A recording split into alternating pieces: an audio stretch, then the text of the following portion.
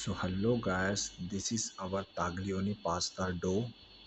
So taglioni pasta, it's an Italian very thin pasta which I am making right now.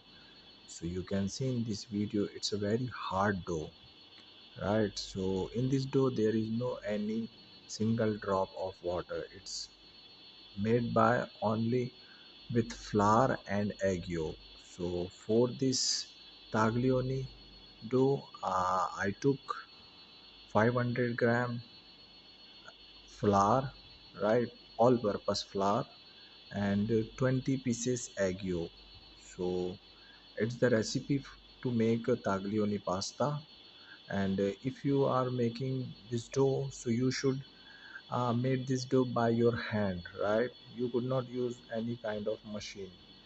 And it's a very hard process to make a dough of this taglioni pasta. So you can see it's very hard, it's not a soft, it's a very hard dough which I am making. And this machine, now I am flattening this hard dough, right? And I would like to let you know guys, if you are making taglioni pasta, so after knead, then you should put inside the chiller for half an hour or 1 hour.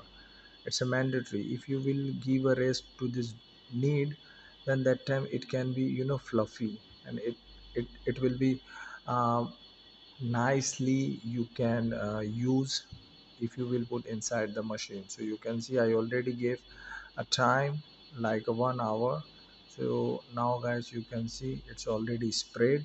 And I did is thin this dough which I need. So it's time to put in a mold. Then I will just use this machine paddle. So after that you can see the thin pasta which looks like a noodles, but it's not a noodles, it's a pasta, Italian thin pasta. And in Italian name, his name is taglioni. So you can see guys, it's very thin pasta. You can see I already cut by this mold. So bye.